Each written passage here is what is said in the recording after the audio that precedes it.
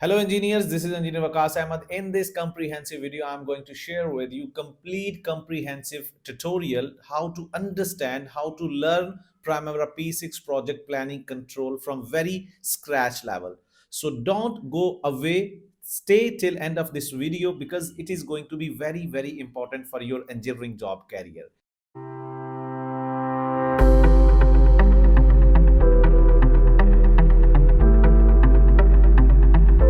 So Primavera P6 project planning control full course in 2 to 3 hours video is going to make you really demanding in the construction industry and oil and gas industry.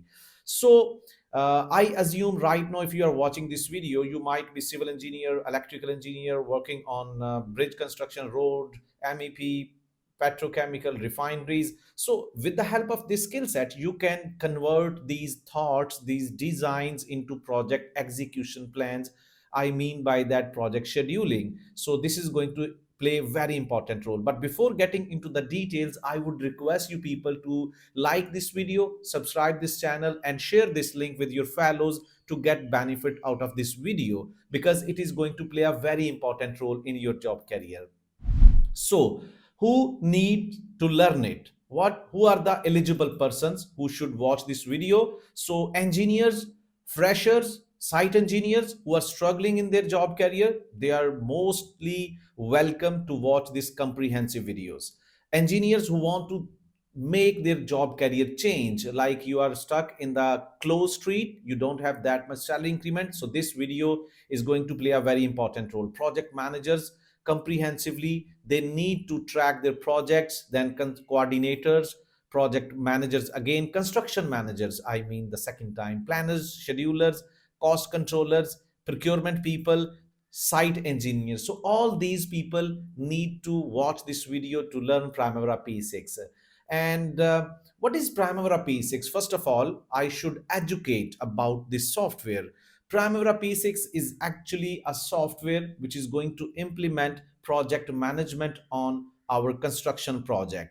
You can see that it is a tool designed to help project planners, managers, and teams effectively schedule, monitor, and control projects of various sizes, especially large or complex ones. It is widely used in construction, infrastructure, oil and gas, manufacturing, and many other industries where detailed planning and resource management are crucial. And Primavera P6 application. As of now, I have already explained either you are a civil engineer, electrical, mechanical, you are working on road projects, building projects, power plants, oil and gas, MEP, pipeline, refineries, you are eligible to use this skill set to learn how to make your project plans, programs, schedules, and all that. So let's move and understand that is Primavera P6 the only thing you need to understand, or we have to make some combination of skill sets to launch our profile as a planner or scheduler in the market. So yes, these are the four major important points. If you consider yourself as a project planning control before jumping into Primavera P6, you need to understand project management. When I say project management, I mean to say time management, cost management, resource management, risk management, quality management, integration management, all those concepts, ideas you should carry, you should understand. And the second most important thing, I know that you might be not working at a same project, like some are already mentioned are working on the building, bridges, roads, petrochemicals. So product knowledge is important, but freshers also can understand these things, don't worry. And then you are going to compile time management data with your foundations, how much work need to do, how much your resources you require, cost. So when you are going to prepare data, you are going to load that data into Primavera P6 as per contract. So these are the major four important skill trades, like you should have project management concepts, then engage those concepts with your building, roads, oil and gas, and load that data into Primavera P6 as per contract, because contract is the thing where you will be given all the instructions that when your project is going to start, when are the payment milestones, contractual milestones, your standards, quality, your schedule submissions, and all that. So these are the important things you need to carry with yourself as a planner. So industry process as well, like I will give you an example. If you are going to work in the Gulf region, you should carry that ADNOC or some other company, what are their best practices, what are their processes. So that's what you need to understand. What is the output? Once a planning engineer going to understand all of these things, different domains, project management, product, Primavera P6, contract, best practices. So by utilizing all of these things, this planning engineer is going to conclude few templates, requirement by client. So all of the stakeholders, organizations, they can work on the single page. They should be on the same grid, right? So what are the outputs? They are going to prepare project schedules. These are the important points which will be mentioned on the job ad, like when you will be applying for a planning engineer or scheduling or project manager, construction manager. The most of the times they are going to highlight this JD. They need a planning engineer, scheduling engineer by having all these qualities. Like this guy should be expert to prepare project schedules, funding requirement. These project schedules should reflect project funding requirement plans, resource requirement plans. Obviously, when you are going to make building construction project, you are most interested that in 1 year, if you are going to segregate that 1 year into 12 months, so every month how much funding you require, how many resources every month you require, every month how much material, what kind of material. So that is how project schedule is going to help all the stakeholders. Okay, so that is why planning engineer job industry job designation is very important. Actually, it is going to highlight project strategy, right? So again, I would request you people that if you are going to take interest in this job career, it is going to take like you have to watch this video till end. It is, you know, your complete job, your life is depending on your job careers, and your job career is depending how much your career is growing with the upcoming year. And I give you guarantee that this planning control is very important and growing job career in every industry, right? So don't go away. Again, I will repeat it. So project strategy, that is the major thing. Then tracking. As a planning engineer, you have to understand how to track your projects, how to compile your progress reports to share with your clients and consultants, and project revisions. If you are not going to meet your requirements, are your targets, are your markups, then you have to revise your project plans. So these are the major job role areas a planning engineer is going to produce. Templates, you can say progress reports, or whatever you can call it, are documentations to aware all the stakeholders to make their strategy on a single common point. What you should know before Primavera P6 usage. I will be sharing with you Primavera P6 over here. And this is actually, you know, a glimpse of a Primavera P6 dashboard. On this, I will be starting to educate you people from very scratch level. Right now, you can see there is an oil and gas project. And here you can see, right now scope, the work you have to carry out on the site area. Here you can see different kind of bars, timeline. This is called actually Gantt chart. On all of this above, you can see this is toolbar menu of Primavera P6. This is Primavera P6 directory, file, edit, view, project, enterprise. So this is Primavera P6 interface. Okay, using this interface, different kind of commands, you can take that data which you have compiled from different kind of documentation, specifically from your project design, bill of quantity, BOQ. You are going to make everything and load that data into Primavera P6. So let's get back to that dashboard to understand things step by step. So what you need to understand, most importantly, whenever as a project planner or scheduler, you are going to join any company, so you are supposed to perform this job role, right? So these are the major things which I'm going to share with you. Project planning control procedures. First of all, you have to consult with your project management team that what are our strategies, what are our assumptions, and how we have to make our project planning and control procedures. Like in this category, I will mention that what are our milestones as long as it concerns with planning, WBS, project, scheduling priorities, and in controlling procedure, what are our major tracking factors. So these are the important things we should know. Then within contract, there is mentioned one thing, our contract type, like it is EPC, DBO, BOT, that how we are going to deliver this project to the client, what are the major milestones, our delivery method. Then contractual milestones, our design phase, when it is going to start, how much time it is going to take, procurement, what are the long lead items, what are the critical impacts of procurement on the construction. So these are the things you need to understand, because if you are not going to understand such kind of data, might be possible knowing Primavera P6 is not going to benefit you that much. So I would request you people again to stay end of this video. So Primavera P6 dashboard tour. Let me take you on Primavera P6 dashboard where I can show you that how it looks like. This is Primavera P6 dashboard where you can see right now there is a separator. We can call it separator, which is actually splitting two screens. There is one window on your right side, which is called bar chart area. And this is showing timeline. Okay, these are the bars, these are the activities with certain columns. I will be getting into the details of everything later on when we are going to compile this project from very scratch level.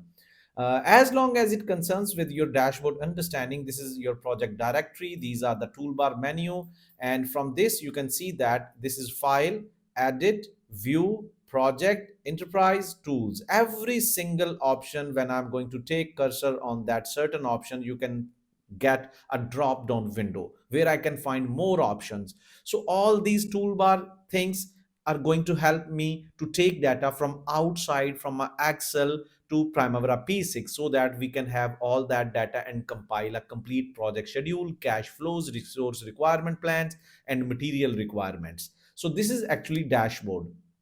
And again, I will be sharing the over here. So how to create a new project file? First of all, you need to understand that whenever you are going to start with Primavera P6, so here already there is a project, but how to get on this spot? This is already developed project. As of now, I can assume this situation that might be possible. A lot of people know about project planning control, but I'm going to make you start understanding from very basic level. So you want to take your data from your BOQ, like I will be sharing that one as well, that initially you will be giving your documents in this format, right? So you can understand things like this. These are the WBS, like contractual or your project planning and tracking documents given by your project management team, look like this. That this is the data you need to incorporate within your Primavera P6, right? So this is your higher level contractual milestones, that you have pipeline construction project in which you have shop work, like the work which you are going to carry out within your company yard area, where your fabrication and welding and everything is going on. Whereas site work area, like this one, right, you can see right now site work. So these are the major WBS. You can take these WBS from your BOQ, and BOQ will be taken from the design. This is the hierarchy of your documentation. But as of now, I just want to focus that you should understand how to use these documents and compile your project. So this is my higher level WBS. I need this WBS to load within my Primavera P6, but for that, I need to create a new project file. So here I am, and I'm going to click. There is a file. This is a step-by-step sequence, right? So file, I have to click on new. Once I'm going to click on new, I will be given a new window. In this window, I have to provide certain information, and I will be developing my project new file. EPS means enterprise project structure. I will be getting on that point as well. This is showing different kind of departments. When we are working in a multinational company is using, organization is using EPS, enterprise project structure, to give permission to different kind of users, right? So if I'm going to click this three dotted area, I will be given like this one, right? So I need to select one of these one, like energy, engineering, textile, anything. I will be getting on this point again, right? This one is selected. Next, project ID. So this project ID, project name, start date, finish date will be coming from your project. This is my Rumetha field project 726. This is my project ID. I will be writing here oil and gas project, right? Oil and gas Rumetha project, like this way. And 6 to 7 to 6 is the ID. A lot of people are going to understand. So the hint is here, this name, this ID will be taken from the contract document. So next, this again will be taken from the contract document, that commencement date of this project is going to be like given there. And let's say this is 10th of March 2025. I'm going to select this one. Finish date I will not be given over, I will not be assigning over here. So next, responsible manager, no need at this moment. And next, no need. Okay, standard rate, keep it as it is. Next, congratulations, you have made a new project file. Click on this finish and your new file is ready. Now how to open that new file? I'm going to again click on this file, and you can this time open, and you can find many EPS over here, and one by one you can see that. So energy, if you don't remember, you can make find command over here, control F, and RUM726, right? So here we are, and you can find here open, and this is my project. See, this is new file. So now on this file, I'm going to load my data, right? I have to consider, first thing, we have to load our WBS. So this is my WBS, but in this WBS, you can identify there are different kind of WBS level. This is my first level WBS.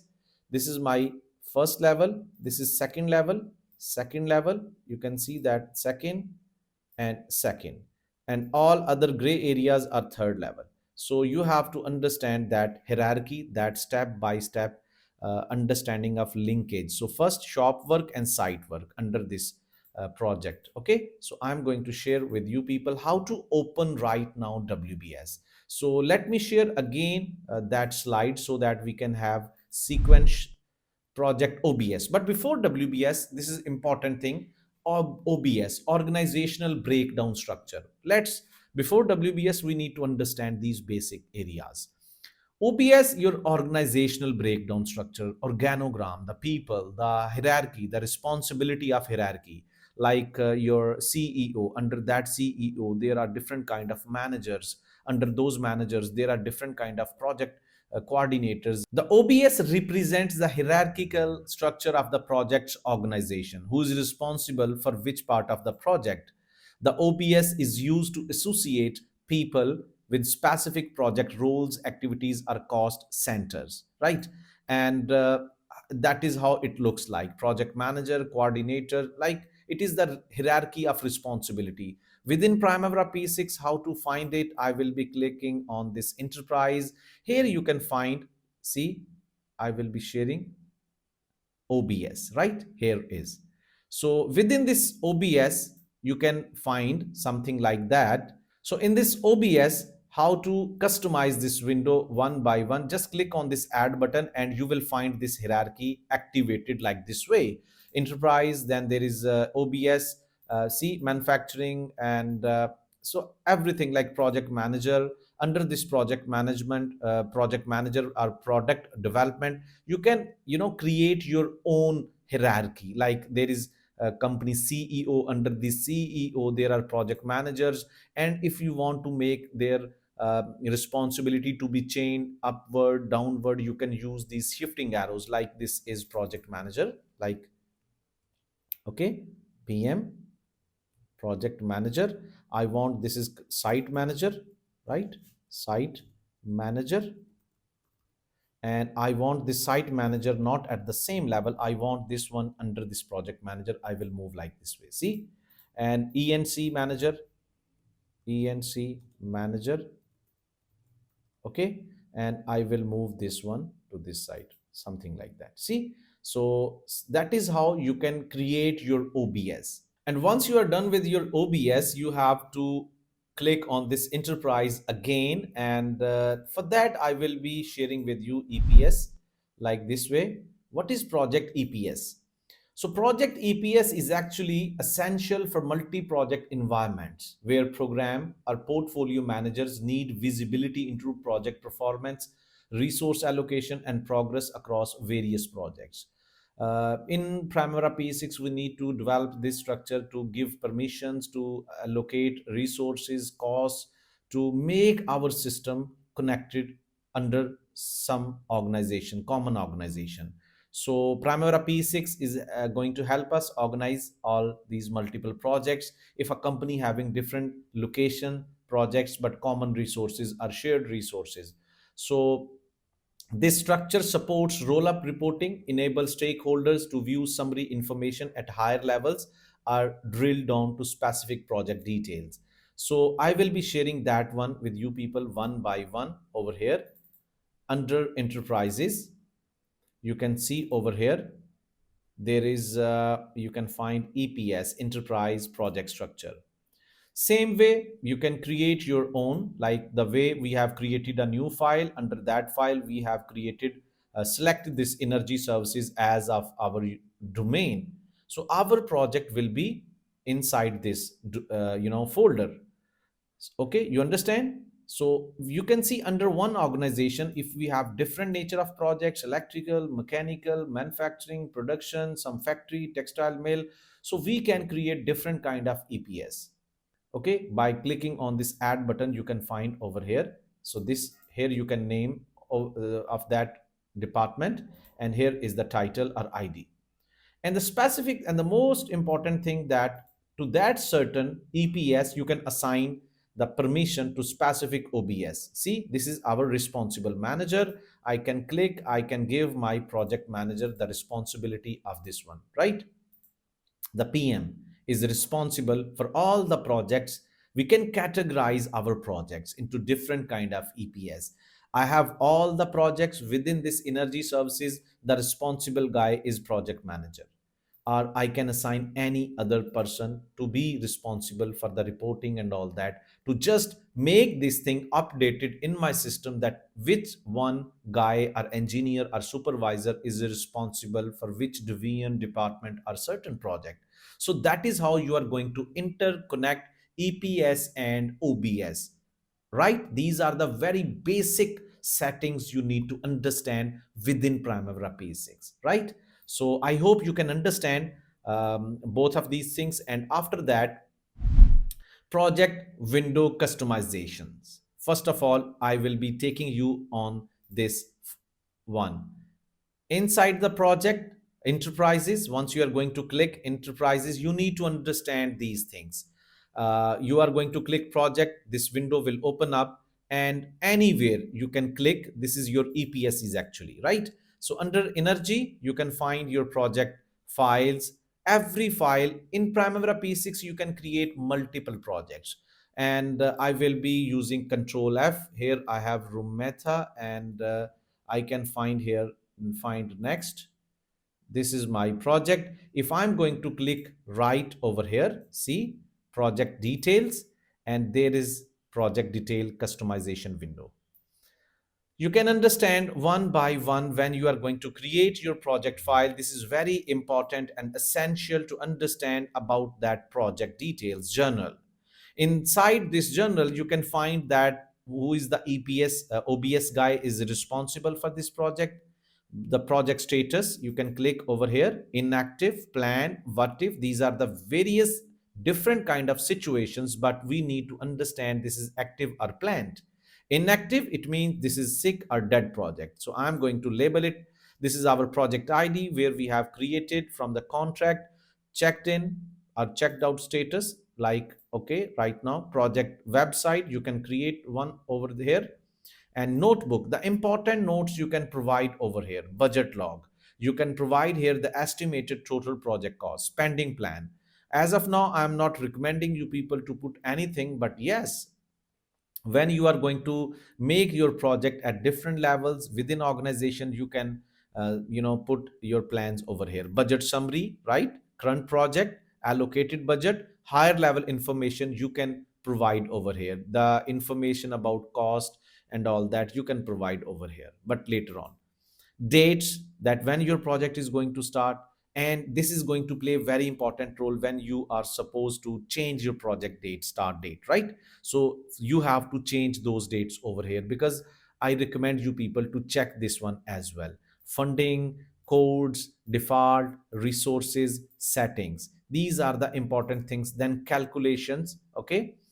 Keep it as it is. Most of the times we are going to schedule our project by the default setting, user defined fields. Right now we are into the calculations, activity percent complete based on the activity steps. No, if we are going to take this one, it is going to activate to break down our activities into further. But I know that at this stage you are not familiar with these things, so I'm not going to get into such kind of confusion kind of things. So I will be explaining all of these things later on, which are mostly understandable once we are starting our project planning and scheduling. So as of now you can understand the basic level things, what you need to do about the information, about the category, about the date, spending plan, budget log, and all those things, right? All other things keep it as it is by default settings. So this is our project window customization. And after that, creation of project WBS. Project WBS is your project different kind of smaller and more manageable components. Like if I can make you understand by sharing this document over here. See, this was our project, but we have divided our project into smaller components. Like shop work is divided, site work, and then shop work is further divided into this one, piping at yard, this. So this is work breakdown structure, to break down your project into smaller and more manageable components so that we can plan our project in more effective way. So we are supposed to load this data. The first of all, this is called scope management. By scope management we are actually doing description, loading our project, all the details within Primavera P6 under specific project management standards, and that is scope management. Under scope management there is a WBS to categorize your project works into different kind of categories. As of now we are given this template, so we are going to make right click over here, click this add button. This is our shop work, and then we are going to, don't worry if you are any like civil engineer, electrical, mechanical, chemical, this lesson, this understanding is help everybody. I will be including civil works, electrical, mechanical, so don't go away, oh my god, I don't understand these things. But you should understand the process, high earning project planning control things. Don't worry, this is going to help you to earn more, to earn more authenticity, as long as it concerns with your project profile growth. More jobs in the Gulf region. It doesn't matter whatever engineer you are, at which stage you are, this is going to help you a lot. So we have categorized our project into further more categories: shop work and site work on the basis of the nature of work. This is inside the yard area within company parentheses, and whereas this is on the site area. So again we are going to consult the second level is piping at yard, and here the more things, so I'm going to break it down into the further level. So this is actually our WBS level. Whenever we are going to work on this one, you have to understand the hierarchy. There is again the hierarchy, right? Click on this one add button, piping work at yard, piping fabrication, right? Or piping at yard, and site work can be broken down into further things the way I have explained over here. And the piping at yard over here, one by one, piping at yard. Okay. And then further break down piping at yard into piping fabrication, and at the same level, because this is need to understand piping fabrication, and then we have piping instrumentation and support fabrication. Support piping instru and support fabrication. Okay. And then we will be breaking down the site work, because the second level of site work is over here. I will be sharing how to load this data. Civil works, civil and piping works, are mechanical works and electrical works, because see, I will be sharing and punch list civil and piping works, because both are interconnected at the stages. And then electrical and instrumentation works, E&I, are, you can say, electrical works. And then you have, click on this, you have this one, punch list and all that. I need to revise it. See, punch, point, close out, punch list or close out. Okay. So this is your second level WBS. So again, we are going to add other things, like under civil works we are going to add main pipeline, pig launcher, tie-in welding, piping construction, piping, pig launcher receiver, electrical works, installation, pre-commissioning, everything is there. We are going to load all of this one, right? And first we are going to load that data over here, right? And then further we are going to understand what are the activities. So when you are working on WBS, there are certain things. We have loaded all of our WBS by having that document, but there are certain things we need to understand, that how it works in WBS dictionary or in WBS. This is called scope baseline, which we have loaded from our project template, which is given by our client, consultant, or higher ups. So this hierarchy is actually called node format. You can understand that under this project. If I'm going to minimize each and everything, you can see step by step that our project was broken down into shop work, site work. This is our first level. Then hierarchy is going to help us out, that shop work is further broken down into piping and yard, then piping fabrication, then this one. And then further site work is being divided into civil works, electrical, and then punch list or closeout. And further it has been loaded with other things. Understand?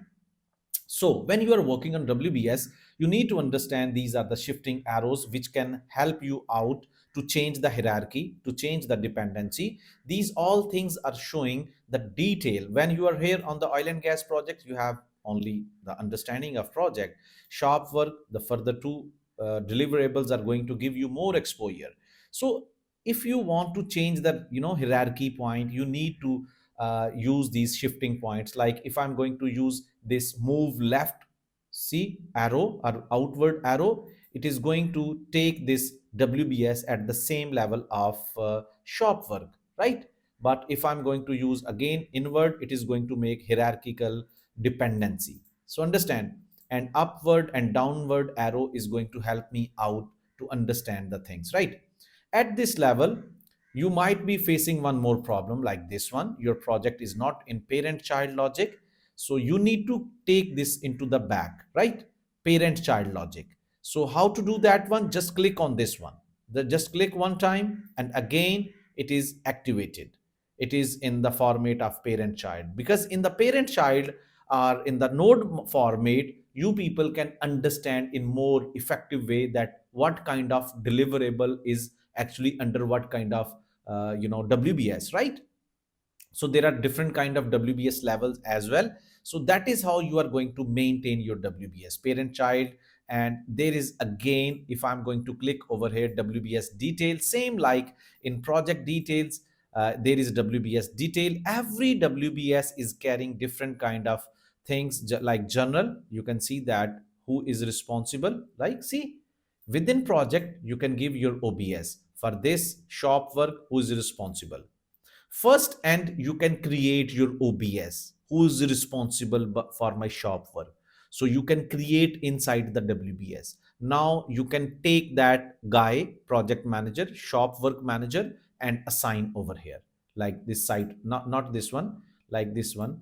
This guy is responsible. Yes. Okay. Shop work and something like that. Notebook, any specific information about this shop work, standards, quality, something like that. Budget log about the specific about this WBS, spending plan, budget summary, WBS milestones, any contractual milestone to just make your report more uh, good one. So you can add the things over here. Then WPS, any document issued by the client and consultant. So you can earned value. Later on we are going to understand about earned value management. So how you are going to pursue your project on the basis of activity percent complete or WBS milestones. So not right now, but later on we are going to get into the details of this one of earned value management as well, right? So these are the basic things which you understand. This is called WBS dictionary as well, right?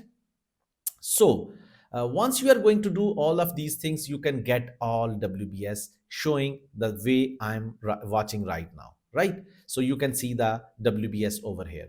As long as you are going to develop your WBS over here, I can see that my civil work and my electrical work, the fully, my WBS is showing over here, right?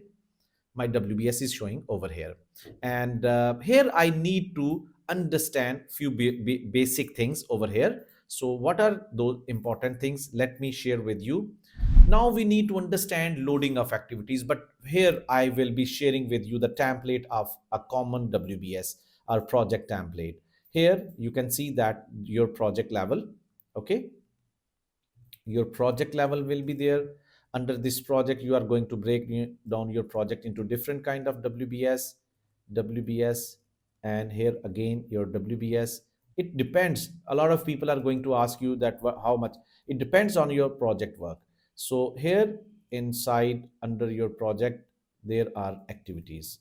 You need to understand this template. Activities, okay. So this is your project higher level, this is your project top level WBS, and you are going to break down your project into further level, then further, then further, and within this WBS, this is going to be called as work package. The lowest level of your WBS is going to be called work package. Under this work package, you are going to define your activities. Actually, within this window, if you I talk about this window, what you have to do, okay, what you have to do will be coming in this window. Like you have to do shop work, you have to do installation, you have to do civil works. So what kind of things will be loaded in this window, and how to do these things, the process, the step of small actions will be loading inside this under the work packages. Now piping fabrication, how to do that piping fabrication step by step, that would be done under this one. You understand what I mean? So how to do that step by step, I'm going to share with you. Like as it is given in our Primavera P6 dashboard, we have loaded all of the WBS from this document I'll be sharing. And you can see that within this document we have further explanation. Like within this pipe fabrication, there are activities. That is the process, that preparation and fit up of pipe spools, welding, NDT, hydro test, painting. And these are the smaller steps which we need to load into Primavera P6 within our activities window. So step by step I will be sharing over here one by one. So the first one is preparation and fit up of pipe spools under piping fabrication. So I will make Control C, or I can just memorize it, and I can just click over here and right click, add, and you can see like this one, and Control V, all of that activity will be loaded. So like this way, see, I have to make some width over here, something like that, because there is a, yeah, now it's clear. So now step by step I have to keep on adding activities. Like this one, you can right top corner, you can see there is a addition button, and like this way, right? So simultaneously you can see, as long as you are adding up activities within your Primavera P6, here you are visualizing right now there are bars development in the bar chart area. And now one by one you are going to develop add these activities from here. Welding of pipe spools like this one, then NDT. Here I can make welding of pipe spools, right? Welding of pipe spools, NDT. And just make sure that sequence should be there. As long as it concerns how you gonna put these activities, you need to make sure that all of these activities should be following a certain sequence as per their site execution process. So hydro test painting, so I'm going to share here. Furthermore, here there would be a hydro testing. So actually, this is if you are civil engineer, mechanical, electrical, your this understanding of Primavera P6 how to do work as a planning engineer will be same. But if you are working on a foundation as a civil engineer, obviously, then there are different kind of activities you need to add up. So I will be giving that example as well. So hydro testing, and then there will be just wait a moment. Mm, Painting of pipe spools. Okay, so painting of pipe spools would be here. So this is painting of pipe spools. Okay. And then over here, you can see that this is a foundation from the perspective of civil engineers, our main pipeline construction. I'm going to add up these activities as well. This also need to be loaded, but furthermore, I will be loading the things over here. So I will be share this document, which I'm sharing with you people as a planning engineer. You are going to sit with your team and you are going to, require you are going to gather the data from designers, as already I have mentioned this one, right? So right now I need to route survey, clearing grubbing, stringing mean transportation of piping, mainline welding, NDT, field joint coating.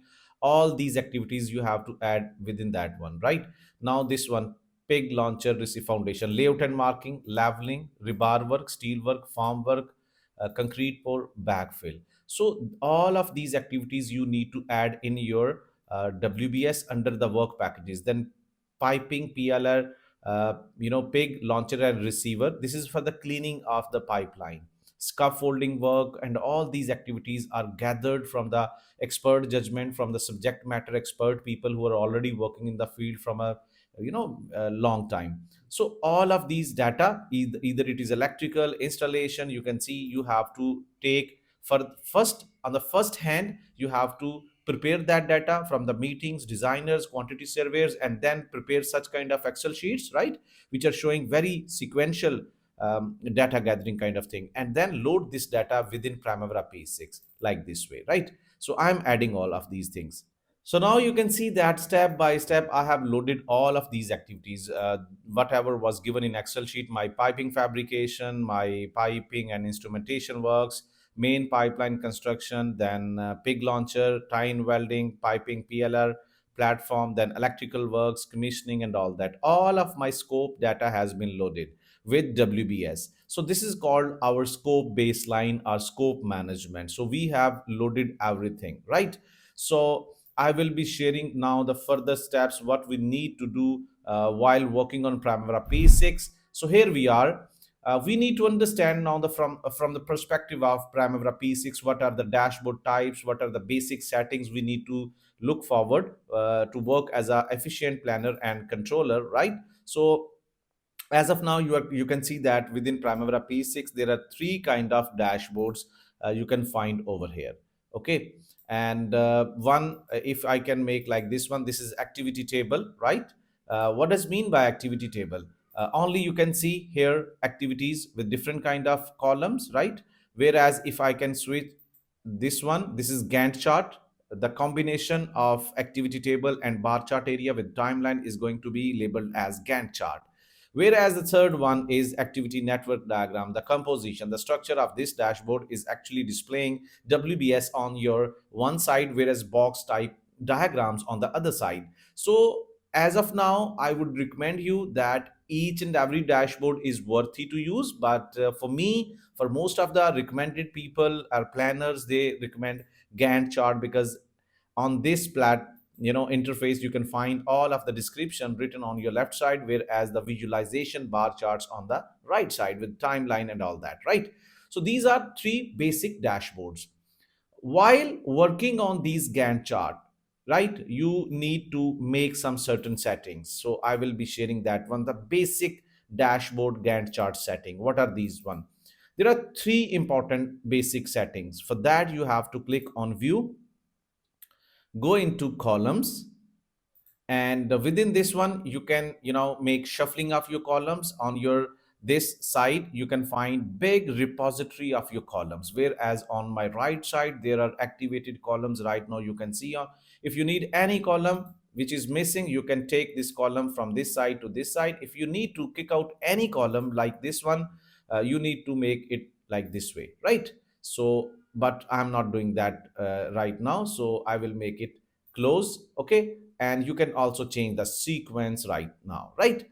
The second most important thing, again you have to click on view time scale. By this feature, if your bars are not visible, you can make changes, and always select PS project start, and then click on this one apply. Your bars will be visualized over here. And the second most important thing, if you want to change any format, like if I can select over here calendar, and on the quarterly basis apply, you can see that your timeline is now on the basis of quarterly basis, right? Like this one.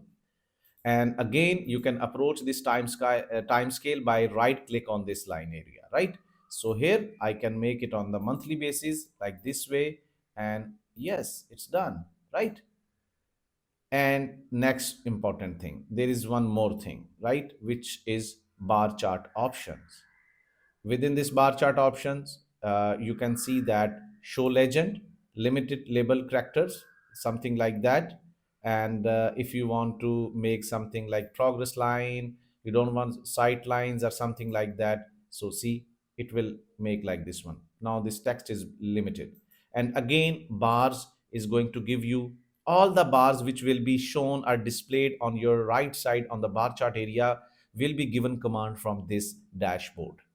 Okay, for now I'm just intended to give you the information that how this is being controlled, right? So that is how it is being done. And the most important thing over here, one most important thing is group and sort by, and that is would be from here under view. And from this option you can find here group and sort by, and this is control panel. You can uncheck it, show group totals, apply, and you can see against every WBS there is no information. Every information against WBS is disappeared. And again group and sort will be approached by this one, and I can change the colors. Really, it is fantastic feature. If I want to change color, and I want make it like this one, this see. Okay, apply, and see, it's not look good, but I will get back to the same color which was the initial one. But I just intended to show you how it is going to help you out. And if I need to make something more, see against WBS you can see some changes. Now WBS room math 726 1.1, all the information which was given in WBS is given. Why? Because within group and sort by I have selected all of these things, right? So I'm okay, I'm happy with name and description. So this is something very important. If you want to disappear all of these things like WBS, and you need only activities, you can make like this. All of these activities are something like that. It's magical, right? Primavera P6 is doing something great in seconds. You can disappear all of the data and you can get back the data in seconds. Like you can select WBS, and WBS format is back as you have developed it already on the planning basis, right? Now we have to see basic settings of Primavera P6 overall, and I will be sharing you a Primavera P6 dashboard. Again, under admin, you can find different kind of options. Under admin preferences, if I can click over here, you can find general. You can find here your first day of week, you can change, and later on we are going to work on Primavera P6 calendar, then you can understand it in good way. All of these things, keep it as it is, right? But one thing, you need to change industry. Either if you are working in engineering and construction, it is good for you. Government aerospace projects, high technology, utilities, oil and gas projects. As per your industry, you should go and click one of these ones, right? So that's it. That's the first thing you have to do when you are working on Primavera P6. Again, you have to click on admin, and this time admin categories, and from this one, the last one, unit of measure. Why we need to add all of these things, unit of measures? When you are actually working on a project, you will be given a BOQ, bill of quantity. So that BOQ will be given some units, like everything. Steel work will be measured in tons, excavation will be measured in cubic meter, some works will be measured in, everything quantification will be measured against some certain units. So under this one, we are going to add up the certain units one time within this window, so that later on, while we will be working during the resource management, we can utilize this one to calculate the material quantities and all that, right? So that's the second important thing. And then again, click on the admin and currencies. You are working in America, UK, Canada, or any country, you can select your certain currency. But if your currency is not given there, you can click on this add button and add your own country's currency. Here, currency ID. Here there should be the complete name, the symbol, and the exchange rate if you are interested to calculate the cost against some certain. But in other cases, no need to fill this exchange rate. And that's it. Close this one, and it's done. Currency is done, right? Now the basic setting, as long as it concerns from the enterprises, the calendar setting is the most important one. I'm going to click over here, calendar. And there are three calendars right now: global calendar, resource, and project. Global calendar is the type of calendar which will be applicable for all of the projects. Resource calendar are mostly utilized for the specific activities which are following their resource availability. And project calendar is specialized calendars which are specific to the certain projects. We are going to talk about global calendars. Every time you are going to open this window, click this add button. One same like calendar, by default calendar will be added, something like that. So just click on this one and click modify. You will be given this calendar, something like that. So now, as you have to change the settings, like settings, I mean by that work week, right? So like this way, you can see that your Sunday is on. In the last general settings, you have seen that I have selected this Sunday is the first week day of my week. So you can select like 12, like, as per your project contract it will be given, right? So 12, this is your daily shift, 12 hours, 12 hours, something like that. And you can see it is, everything is shown over here.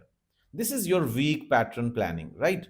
And if your company is not making turn off this Sunday, they are making, you are working in GCC countries, they are making Sunday, Friday off, Sunday is working day. So you can make like this way.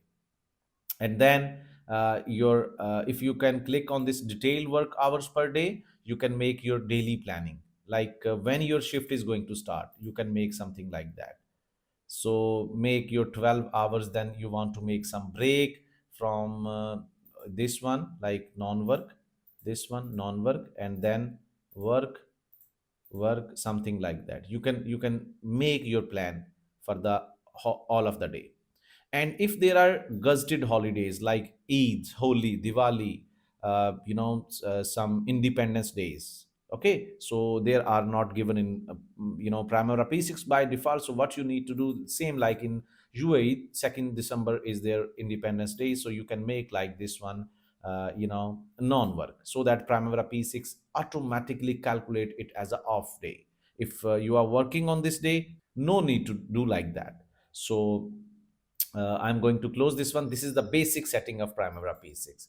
Now, how to assign your calendar? First of all, you can also go into your project, and to certain project you can find over here. See any certain project like something like that, and you can go into the dates, and you can find your journal one by one. What kind of calendar you will be given over here? The things, notebook, budget, the way we have already seen the things over here. Okay, this is start date, funding, codes, default. See over here. See calendar. So you can provide your calendar, whatever calendar you want to allocate, one time over here, and the second time for the double check, you can add one column over here. The most important thing, something like that. I will make sure how to do this one. Calendar and find. Okay, this one against activity name, apply. So now you can see that I have to choose one time this calendar, something like that. Okay, this is my calendar. And already house building calendar has been assigned to my all of the activities. So first, this is the very time saving trick I'm going to tell you people. So how to do that one, I will be sharing. The first activity will be given manually calendar assignment. All of the activities will be selected by this way. The first activity will be highlighted, and then keep pressing button on your keyboard and shift button, right? Select and right click, fill down, and you can see that all of the activities have been automatically assigned by the feature of fill down, right? But my WBS are not changed. They are showing the same previous old calendar. So I need to go into file and refresh data. It's changed as well. See, some same on the same page. So that is how it's done for the calendar assignment. Now what I need to do, I have to kick it out, and because I don't need it anymore, something like that, right? So these are the basic settings you have to work on while working on Primavera P6.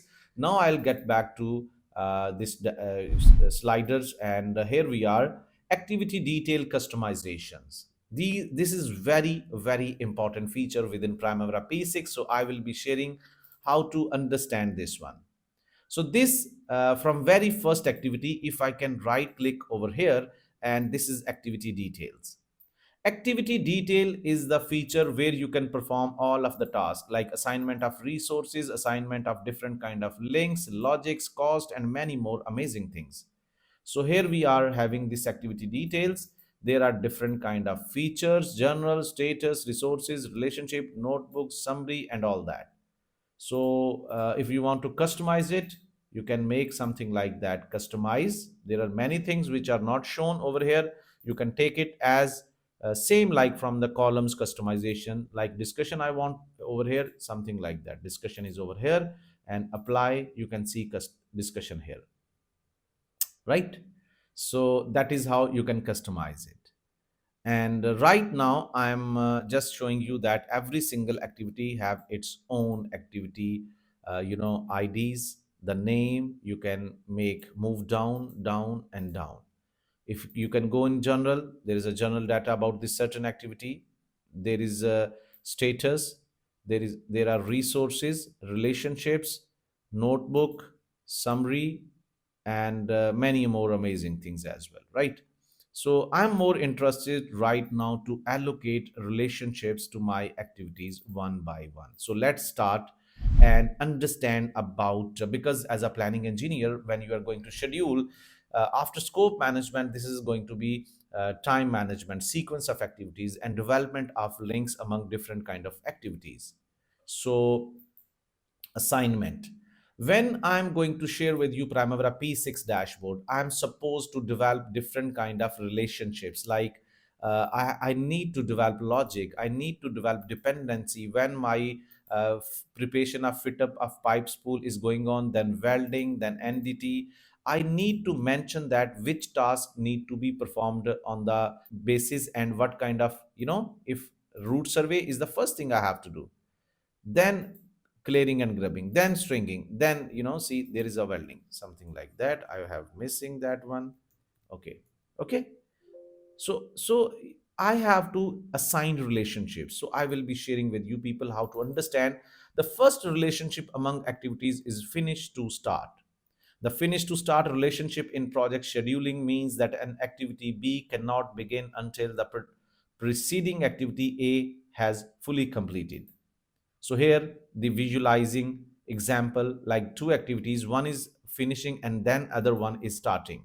A is going to complete, then B is going to complete start, and this is our link display by the arrow. A is predecessor, B is successor. Successor is depending on A. Successor is always dependent activity, right? So this is finish to start relationship. In our project scheduling, our construction projects, 80 to 85% relationships are being used finish to start. B cannot be started until A will be finished. The second relationship in our projects where we can start our works at the same time, something like that. It doesn't matter that they are going to finish at the same time, but they are going to start at the same time. There are many examples. We can link many work packages with each other to start at the same time. You understand? Start to start. And then there is finish to finish. Like we are supposed to finish many tasks together. Like if maintenance is going to be completed, then we need to shut down our generator. If SWAT is going to end up, then we need to end up our prime code. There are many other examples in fabrication and all that. Please write down in the comment area about finish to finish, start to start, and finish to start examples. If you can think like that, right? I will appreciate that one. So I would also appreciate that you should share this valuable learning link with your fellows, and also try to learn, make your schedule to learn it. I know in one single sitting you can't learn it, right? This is only 3 hour based comprehensive video. Apart from it, I am also offering complete comprehensive oil and gas Gulf region based 26-hour based training as well. You can also join that one, but before that, it is going to help you a lot, because in that training I have highlighted many processes which are not possible to cover in these 3 hours, like how to pass job interviews, how to conduct your oil and gas process, Gulf region, ADNOC, Aramco based.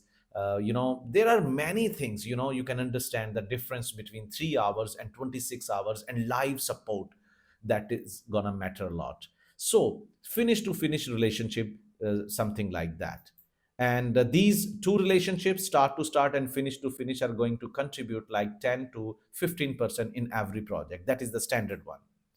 And that is how, when I'm going to develop my project activities, you can see right now my all activities are something like that.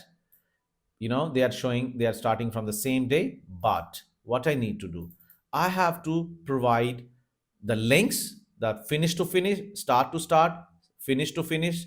It will be on the basis of construction strategy. I need to provide the relationships, right? The two important things, the relationships among these activities and the duration. And then I will be having something like that assignment of duration. So right now, my activities are something like that. So I'm going to provide the relationships. Okay. So here I will be making right click, and you can see that first I need to make assignment of activity assignment, right? Assignment of duration. Once I'm done with the relationships and duration assignment, my project schedule will look like this one. This is called, now everything is sorted, that my this work is going to start from this one, this activity having relationship with this one and this one. So Primavera P6 algorithm is going to make sequence of all the activities on the available relationships and durations on the basis of this one. And this is called critical path method. It is going to conclude the critical path method, the longest path in which your project can be completed in possible way. It is going to diagnose the float, non-critical activities as well, right? So these are the two most important things. But relationships will be concluded from construction strategy, from your company strategy. Like there are two important parameters I'm going to share with you people. So now let me perform on Primavera P6 that how to do that one. Duration will be concluded on the basis of resource analysis. Like quantum of work will be given in this activity, right, in the pipe spools. And there is a productivity sheet which will be given by the client or recommended one. So what you need to do, you have to use that productivity sheet. I will help you to understand that concept. Let's say there are 50 pipe spools, and you understand, you there is a productivity that preparation and fitting of one pipe spool is like one pipe spool can be done in, sorry, in 1 hour. Okay, this is productivity, work done in unit time, right? This is called productivity in 1 hour. And then 50 pipe spools can be done in 50 hours, right? Now the total man, these are called total man hours, not total man hours. And there is a crew behind it, there is another philosophy. The total man hours will be converted into the duration, like 50 hours divided by daily shift. Like daily shift is 5 hours or 10 hours, something like that, or 5 hours. If it's 5 hours, then it is going to be like 10 days. Okay, something like that. So 10 days you can put over here, like this. So manually you can put, right? So every single thing duration will be calculated in the same way, quantum of work divided by productivity. Or there is another philosophy of man hours, like which will I have explained in my full fledged comprehensive training. But right now I think as long as it concerns with your Primavera P6 basic learning, you should understand the way I have explained above. And moreover, I just want to announce that if you want this XZR file, just write in the comment area project planning control file, right? Primavera P6 file. My team will connect you and will email you this XZR file. So moving ahead, that is the way you can assign all of these days against your activities. This is called bottom up estimation or 3 point analysis as well. The complete comprehensive evaluation of your project duration calculation on the WBS level, on the project level, on the activity level is well explained in my 26 hours live session trainings with the help of resource crew, with the help of each and everything, right? Now, the second most important thing is the relationship. We have allocated all of the duration. Now we are supposed to allocate our relationships. So I'm over here, I'm opening activity details. Here I have relationship line. I have already mentioned that every activity has a predecessor and every activity has a successor. Like if I give you an example, that welding of pipe spool. Welding of pipe spool have a dependent activity which is depending on the welding of pipe spool, that is NDT. NDT is its successor, whereas preparation and fit up of pipe spool is the activity on which welding of pipe spool is actually depending. So you understand, right? So this activity is predecessor, this activity is successor of this activity, then this activity is successor of this activity, this activity is successor of this activity, so on. So how we are going to start this journey of linking activities with each other? So I will be sharing these things step by step.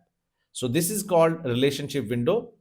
This is your successor, predecessor, assignment. There is no predecessor at this moment for this top activity. I'm going to click here, and this is our successor activity. I will move on, and the next activity will be automatically considered something like that, that this is either predecessor or this is successor, something like that. Now I have to start from the one end and start only assigning my successors, something like that, right? uh, 1 minute. Assign, and over here NDT, and then again NDT, assign the next activity. So try to write activities in sequential way, right? So assign, so this is the manual way of assigning the relationships. If you want to change a relationship, this is the something you can change the relationship, right? And see, this is, if it's not happening with you people, you are making relationships, it's not showing up there on your board, you can use this one, something like, see, it is something showing the arrows from here. And the second most important thing, if it is not giving you the sequence, you can click on this F9 or this button, go to options and activate this option, schedule automatically when a change affects the dates. So that's why you are not getting the same result which I'm getting right now, right? So that is the way. This is the manual way to link up your activities. So now I need to make relationships automatically. I need to select all of these activities, right click, link activities. And now I need to make automatic. Automatic also a good one. See, something like that. Because I know all of these activities, I'm only linking my activities, something like that. Okay, link activities. So I have completed my relationships. Now I will be explaining one by one. First of all, you have to complete your relationships between among the activities which are already given in a one work package. Then we have to link all these work packages together. Like in piping at yard, you can see piping fabrication and piping instrumentation. So I need to make a logic between these one. If my company is preferred to make all these work together, like this piping fabrication for support, so I need to make preparation and this activity a 1050 and a 1000 uh, to develop relationship, like something you can see over here, start to start. But right now my company strategy is to finish this one, and then I'm going to start fabrication of pipe supports, right? So that is the first thing. Then these pipe supports will be needed when I'm going to, our piping spools will be needed when I'm doing my main line welding. This is something product oriented knowledge, field knowledge, which you can't understand without a proper coaching system. That's what I again help you people to understand these things, that how you are going to implement project planning control with Primavera P6, understanding of product development, oil and gas processes in my 26 hours comprehensive training, in which I'm going to share with you ADNOC Aramco based templates, processes in live sessions, question answers, different kind of projects, oil and gas fabrication projects, civil projects, airport projects, right? So that training is going to make you a professional, is going to give you authority for like 1 year working in the field in pure planning environment, because I'm purely sharing there my 15 years of field experience which I spent in Gulf region while working on multinational company mega projects offshore onshore, and I have trained 3000 plus international students. And you can see my success stories as well, where people are actually tagging me, sharing me that how their job career has been transformed by after having this live session trainings. So there is not only there is, I'm offering EPC planning training, like which is sharing project management implementation on oil and gas projects, whereas maintenance or shutdown management training, delay analysis and claims management, and career coaching as well. So plenty of things out there for you people. So right now I'm explaining that how you people are going to make this one. So this route survey and this activity are going to start from the very first of your project, right? And route survey are interconnected with these activities, right? So you can see that between these main welding lines, I have linked up main welding line with the painting of supports, like, right? Like painting of supports will be needed when my main welding line work will be going on, right? So I have connected this activity with my main line welding, right? And then NDT, then so on. Then this is also going on, layout and marking, right? Layout and marking is also going on. I have linked this one, backfilling of this activity. See, when my backfilling, and completely this is actually depending on your company strategy. So these all work packages are linked up on the basis of your construction strategy. And after you are going to link up, you have to click on this F9. And this F9 is going to give you this window. Just this should be your project start date, schedule, and I have already selected that I should simultaneously updated my project schedule, don't worry, right? So I have this one, right? So right now you can see that my critical path method is these lines, red color lines, and this green color lines are non-critical path. But when I'm going to change, like I'm just going to show you one thing. If I'm going to change it, remove this one, you can see how it is going to impact. See, changing relationship or changing duration is going to change something. See, now it is transformed something like that. So something is that is how you can get changing of critical path method. Now you can see your critical path method is going to show 25 uh, 256 days.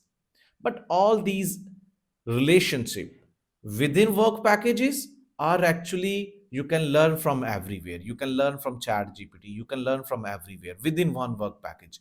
Like these all relationships, I know that on the site how it will get along, right?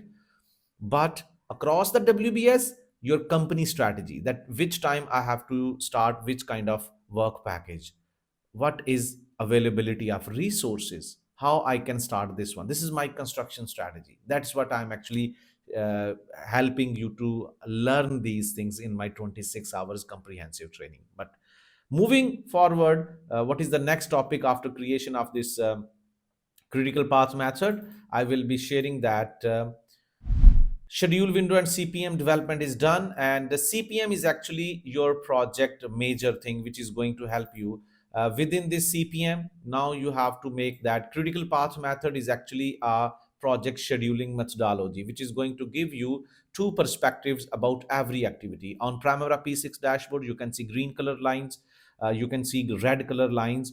Green color are non-critical activities and red color are non sorry critical activities. So if I'm going to add one more column over here like total float, and you can find the more concepts over here, and there is total float against every activity, and you can see that this total float is actually showing the amount of time an activity can be delayed without delaying project duration, right? See, this is total float.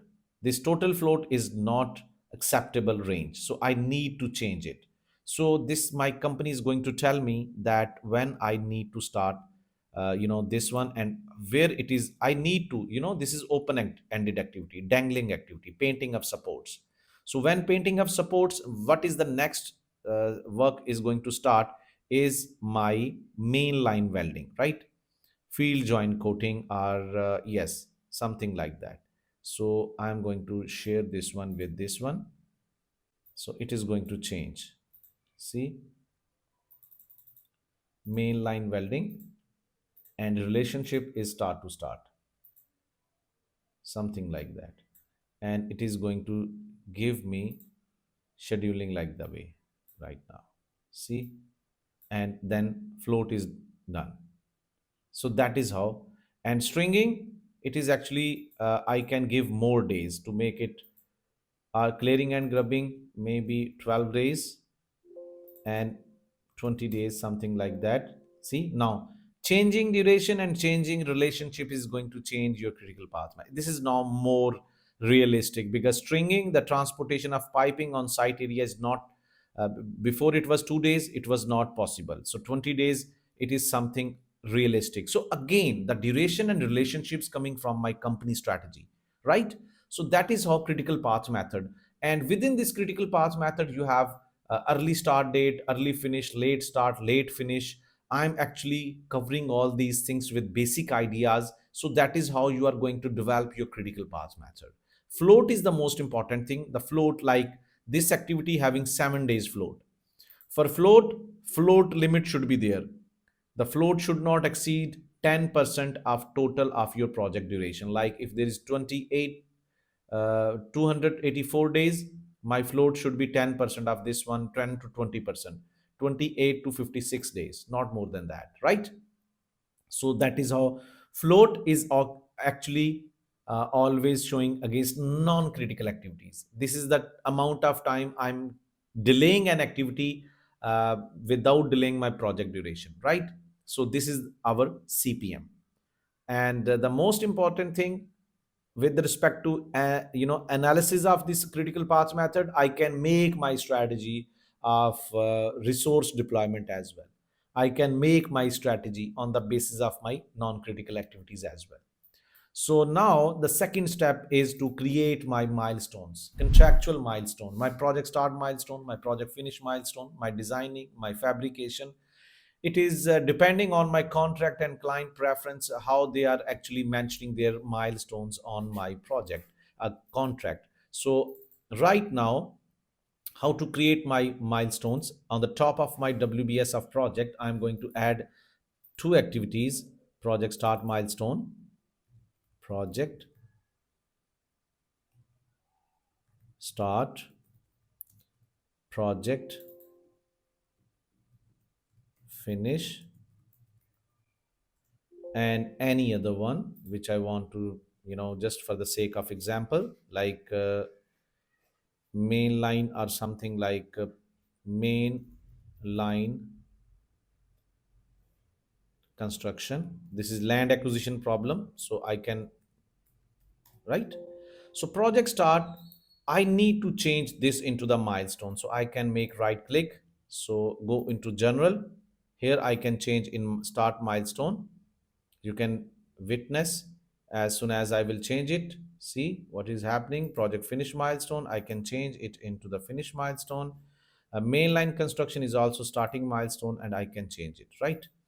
And this is now going to be interlinked with all the starting activities, project start milestone. So I'm going to make it like over here, assigning preparation. This is, so all the starting my project activities should be linked up with this one, right?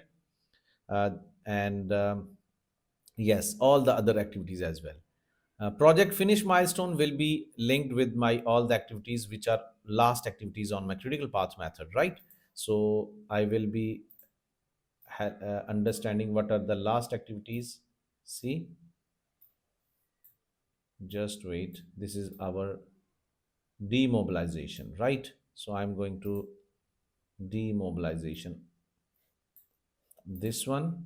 Okay, so this is how it is showing the very good view of this one. So this is project start, this is project finish. Now my main line construction is actually facing some land acquisition problem. So I can also make link this one with that activity. So this is my main line construction. I can link this one, and I can put this activity on the constraint from the status area. Like if it's starting from 6 April, I can make my assumption and basis. If this is like a mandatory start or something like that, start on or after. If I'm going to change the date of this one, everything about that main line construction will be changed.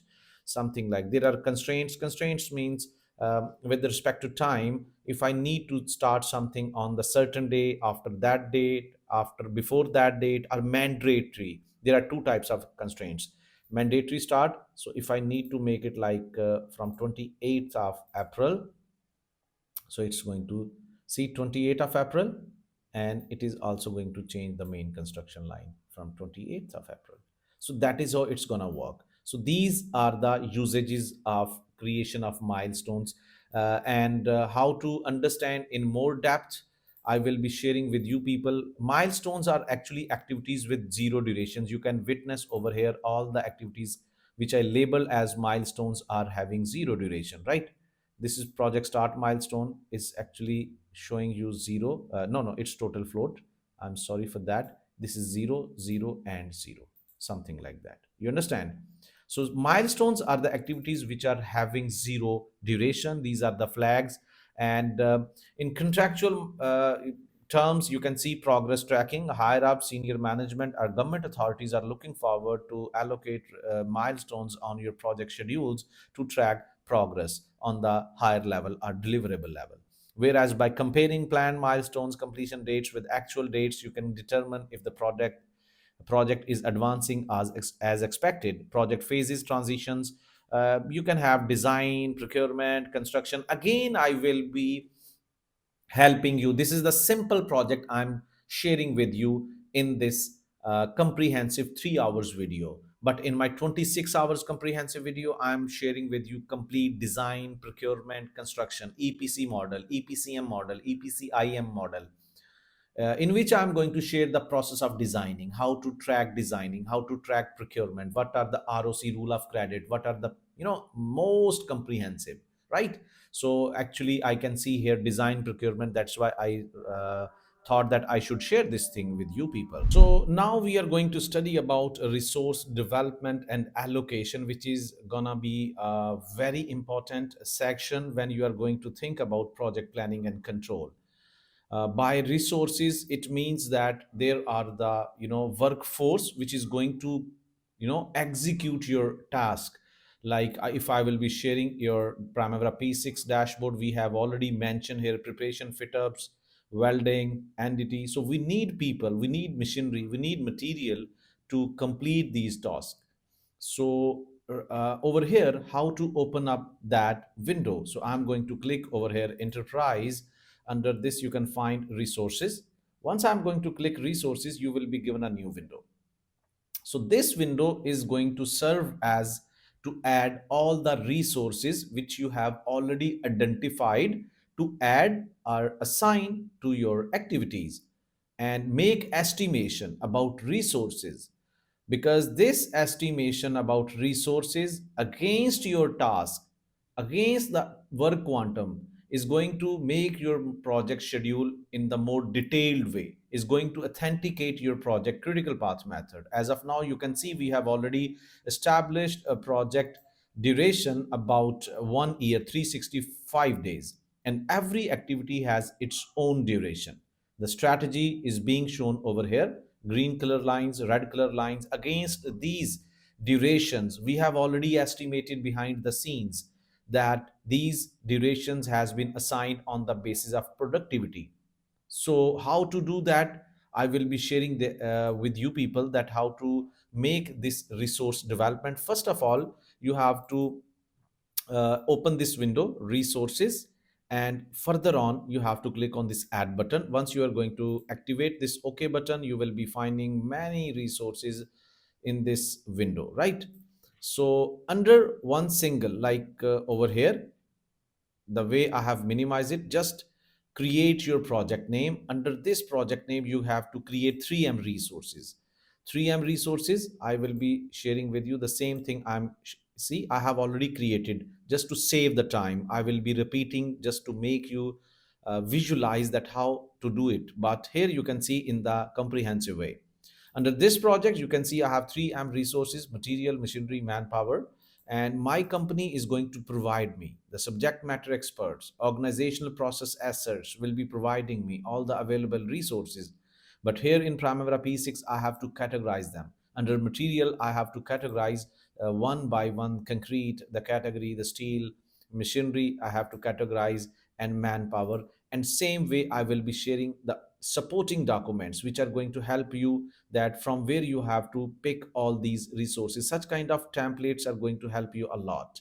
So I will be sharing with you something like that. Okay, you can see that your company is providing your client or benchmarking documents, like commissioning, how many people are going to work on that one, right? Your grouting and sandblasting, concrete works, and so on. Your civil, electrical, mechanical, every crew or resource identification is already established. So that these sheets are going to help you. You can make tailoring, or you can shortlist that how much work you have to do. I will giving the example that within this project on Primavera P6, I have vast list of resource activities, right? So I have to see that, okay, against these activities, what kind of resources I need. I can go on that sheet and I can identify. The first task, I need to understand how to extract my resources like scaffolding. So I need to understand this sheet, and I have to find that where are the scaffolding works. If I can go down, you can find here, like this is fabrication erection, and you can find here scaffolding as well, right? As per see over here, erection of weight. And if I can go like this one, right, you can find over here. This is very comprehensive sheet. And you can go down, fabrication, scaffolding, or I can make control F, scaffolding. It's not like, but yes, there are given, this is kind of very comprehensive sheet. So the way all the resources given here, see, this is scaffolder, rigger, helper, foreman, fitter, something like erection of piping needs scaffolding, so scaffolder is there, something like that. You can, so identification is resources coming through such kind of templates. Now you have to convert your quantum of work into resources. I have already explained that one, right? But here you need to make connection between these durations, between resource deployment, right? How to do that one, I will be sharing the very first activity of this project, that I have already developed the resources. Just for the sake of simplicity, I have developed only three resources: labor, non-labor, and skilled labor. So if you can see over here, just give me a moment, there are you can see R717. If I can make like this one, R717, R718. Okay, just wait. Yes, these are three major resources which I'm going to deploy on my this project, right? R717, R718, R716. So you have to create, just you can see that if I want to create any resource, I have to click on this add button, and I have to use these shifting arrows to align these resources. I have to add the name over here. This would be unique. Then here I can add to convert it into the material, machinery, whatever. I will be given three options. Then unit of measure column is going to play an important role for material resources. Then there is resource detail as well. Here in unit and prices, I can put the money, that how much per hour or per cubic meter or per liter or per kg or per ton I'm going to charge about that. So in this project, I'm going to take only these three resources. Labor is representing my all manpower, helper kind of things. Skilled labor is going to represent all of my skilled labors, and non-labor is going to represent my machinery. So R17, R718, R716, these are my comprehensive and specific resources. I will go into the activities. I will get into the first activity, activity details, and here I'm going to add resources like add labor, skilled labor, and non-labor, right? So right now I need to understand that I am sure that I have to complete this project activity, preparation fit up of pipe spools, in specific 5 days, because all of this project is sorted manually. We have given all the durations because I have to complete this project in 365 days. So every activity has been sorted with respect to duration estimation. So now time duration is fixed. My this plan is time driven, right? So I have to arrange my resources, whatever the quantum of work is there. I know that I have to calculate these total man hours on the basis of my productivity. These productivity sheets are going to help me out. I will share another sheet with you people, and this is going to help you out that how these productivity sheets along with these crew composition is going to help me out. So see this fabrication 1 ton, and you can see that this erection and over here mechanical, something like that. This fabrication of 1 ton can be done in 90 man hours, 60 man hours, 80. The concept is that one specific unit of that work, the man hour definition is, it is the standard or yardstick to measure that how much time it will require to complete unit work of that specific activity. So 1 ton will be done in 90 hours. And fabrication of grating for 47 kg per square meter will be done 1 ton in 250 hours. So that is how we are going to calculate our total man hours. In this specific situation, you can see that our work is preparation, a fit up, and let's say our work is spools like 100 spools, and we can do one spool in 1 hour. So total we need to execute 100 hours. So we need to add 100, we need to utilize those 100 hours in 5 days, understand? So every day we have to utilize 20 hours. Like if 20 hours for this one, non-labor is only 10 hours because only one machinery is required, and skilled also 10, right? So that is how we are going to define that how many hours we require to utilize per day. So this is the maximum thing, 100. These are non-labor partially being used, sometime we need it. And skilled labor is also like some there, something like fabricator is there. So lesser than the helper kind of resources. So that is how you are going to manage your per day effort. This is your total man hours which you are going to utilize in these five. So 20 is going to multiply 5 is going to give you 100, right? So that is the equation gonna work. So accordingly cost is here because we have already fixed cost over here under these resources. You can find here under this one labor is being given $10 per hour and all that. So that is how this cost has been allocated. This is most detailed project schedule in which you can see resource deployment and cost allocation is being given at the same time. And now we can see this is the most justifiable project schedule in which your cost is attached with total man hours. Your total man hours are attached with your duration, and your duration on the basis of your links is going to define your critical path method. So that is called your resource management, cost management, and time management, which is going parallel to each other. If I'm going to change any one of these factors, it is going to impact on the other thing.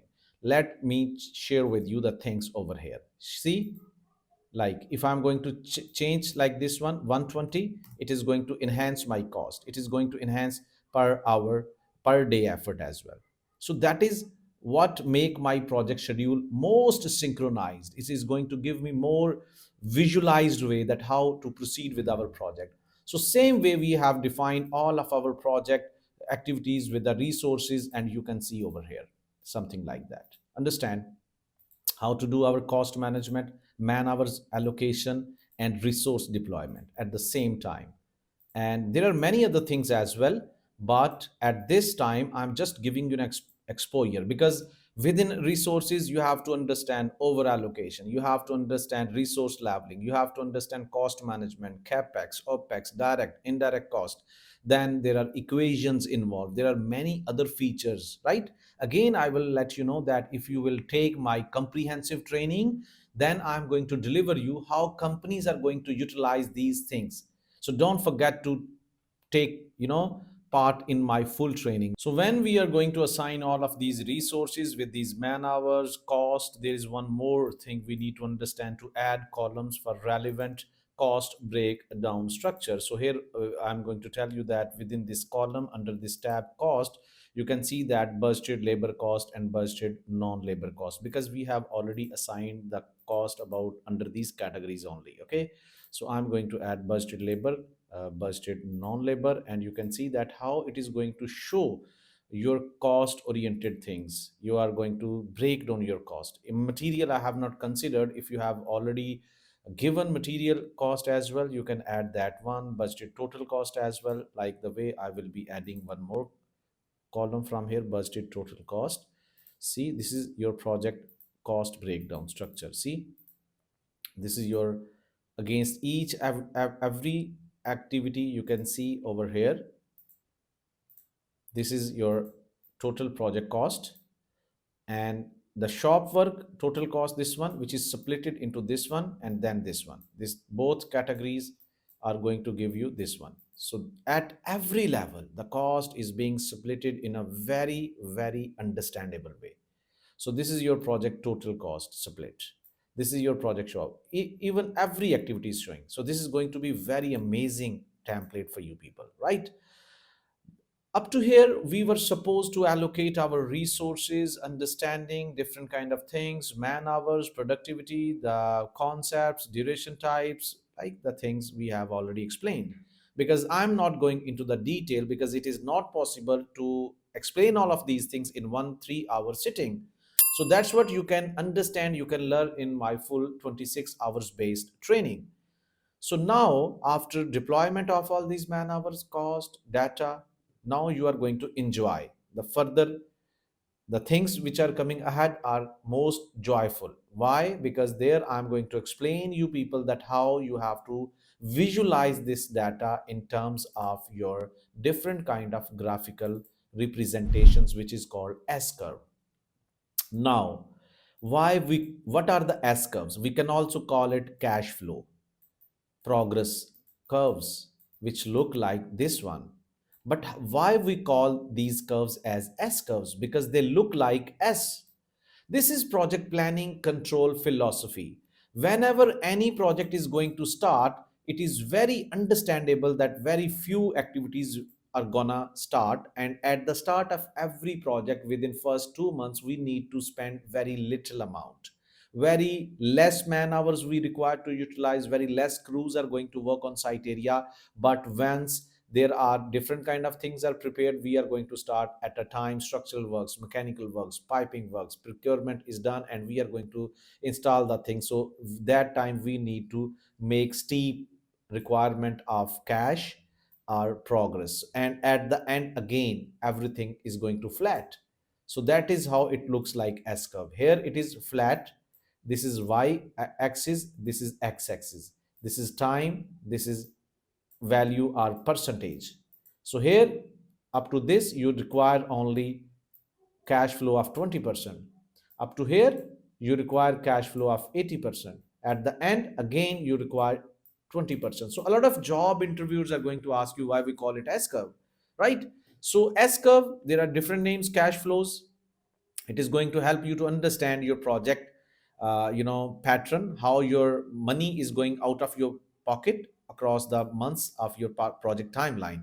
If it looks like this one, something like that, if it looks like this one, it means this is front loaded because it is going to get all of money at all of a sudden at the start of your project. This is actually your project strategy, you understand. And if it looks like this one, something like this is backloaded, there are different, this all depends on your CPM, all depends on your critical path method, you understand. So that is, you need to understand S curves, cash flow, what is the data have been taken to conclude this histogram or S curve will be monitored during your project tracking. So I will be sharing Primavera P6 dashboard, and I will help you people how to activate your S curves in Primavera P6 once you are going to allocate resources, man hours, and cost. Again, I'm going to repeat it. My 26 hours based live training is going to make you most, kind of expert, and you are going to enjoy that one because live sessions are amazing. So here, you can see I have to go into view, show on bottom, and activity usage profile. And here you can see that this blue color bar is going to help me out. Wow. This is going to help me out to understand that how my project is going to, steep, right? Very smooth. This steepness is going to help me out to understand that how cash is going to be consumed across the different months of this project timeline, right? And I can make more customization over here. If I can right click, activity usage profile, yes, this is data, this is graph. By the help of graph, I can change different kind of features, outlook, background color, this line color, something like that. But I'm more interested to help you people to understand that how to see. Right now my data is being shown under the category of cost. I can switch into the units as well. Within unit, I can only show at a time labor. Like if I can see, this is labor. If I can make like this is showing me at this time for the non-labor, the utilization of my non-labor or machinery over my project timeline. And if I can make over here cost, I can also make combination or separate things like this way. Non-labor like this way. I can change the color. I can make it something like red. Okay. And uncheck it, uncheck, apply. See? So this is the exposure of S curves. S curves are going to show you that your strategy, your CPM development, and how you have decided that your $1 million project, 1 billion dollar project, how that 1 billion will be planned to spend over the timeline, right? So that is how S curve or progress, in terms of progress, how you require to progress your project over the different kind of timeline periods of your project, right? So that is how you can customize. There are baseline, budgeted, actual. When you are going to track, you can make activate this one. And this is your critical paths method evaluation. If you are going to make something like this, I can, these are histograms, these are S curves, and these are showing as per my CPM that how, if I am going to proceed with my project all activities without float consumption, my this pink color line will be the cash flow. If I'm going to prefer to consume my float as per my strategy, my late dates will be shown in my brownish color, the lower one.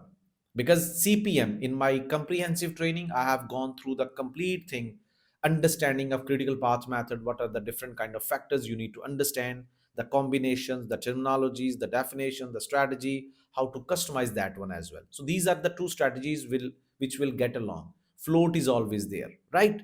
So that is how you can customize it. This is earned value management. Once you are going to implement earned value management, that's going to help you a lot. Okay, so I'm going to close it. This is one thing. And the second most important thing over here is show on bottom activity usage spreadsheet. This spreadsheet is going to help you a lot. In my previous window, you have visualized things in terms of graphs. Same like in cricket match. If you are fond of watching cricket, you can see that if two teams are going to play with each other, there are graphs, same like S curves. You are going to see those graphs and you can visualize which team was better at what point. So comparison analysis. Same over here. In this sheet, you are going to play with stats data. Like you can see that here, I can right click spreadsheet fields. Here, cumulative values, time interval values. Within cumulative values, I have been given cost, earned value, finance, units. Within time interval, same things. Actually, your cumulative values are being used to develop your S curves. These are the values for histograms, right? So you can something like that, and you can get things, and you can, like right now, budget total cost, I need only this one. You can see something like that. So that is how you can. And one more advantage of this spreadsheet, you can take this spreadsheet, copy paste into Excel, and you can customize your S curves, your histograms, your different kind of project tracking templates on Excel. That's again, I will uh, let you know that in my comprehensive training, you are going to learn and you are going to enjoy that one if you want to become an expert level Gulf region based project planning engineer, right? So these are the spreadsheets. Again, view on, show on bottom, activity usage spreadsheet, resource usage spreadsheet, something like that. These are the resources, labor. So labor cost, again, spreadsheet field. If I want to see budgeted units, there, something like that, right? And filter by current project resources. Skilled labor, something like that. Non-labor, something like that, right? And again, view and show on bottom, and their S curves show like this one. Every single resource. You can see skilled labor, labor, and non-labor. You understand? So actually, one by one, you can visualize your resource utilization. It is going to help you. It is going to give you visualization of your project strategy. What you have planned, it's not like that you are talking in the air. You have logic, you have grounds, right? So that is how your deployment of resources, your allocation of man hours, your material, everything you are going to assign on activity level, those things will be visualized in terms of spreadsheet data, in terms of your S curves and histograms, right? That is the visualization, and that is going to be part of your upcoming project reporting as well, to make understand all of your team members that how we have to proceed to gain our common mutual benefits and goals. So this is ultimate thing for project planning engineer to develop. So this is the creation of S curves and spreadsheets as well. And now the point is submission and approvals. Once your project is done, you started from project scope, you were supposed to make your project WBS level, right? You were adding your activities, you were adding up all the dependencies, finish to start, start to start. You were talking to your team members that what is our strategy, what is the construction methodology. You are, on the basis of your available resources, you are supposed to evaluate productivity, man hours, all these things you have done, and you incorporated that data into Primavera P6. Now your project has been ready and all that, right? And now the second part is submission and approvals. To whom you are going to submit it? On the capacity, best capacity of contractor, as a planning engineer, you are going to submit to the consultant and client. What is the procedure? So the procedure is to prepare. If you are taking this from the perspective of Gulf region, this is going to be called as planning package. Within that planning package, you need to prepare a correspondence letter. What it looks like, this is a letter a planning engineer is going to write on the basis of contractual milestones, mentioning all the clauses obligations under clause 8.3.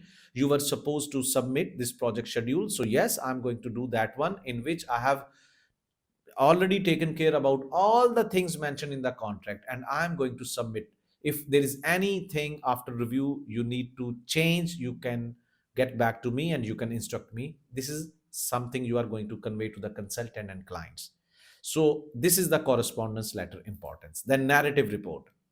You can see that in our project schedule there is a language of relationships, cost, time and graphs. But if you want to explain anything in words, you need to make one report which is called narrative report.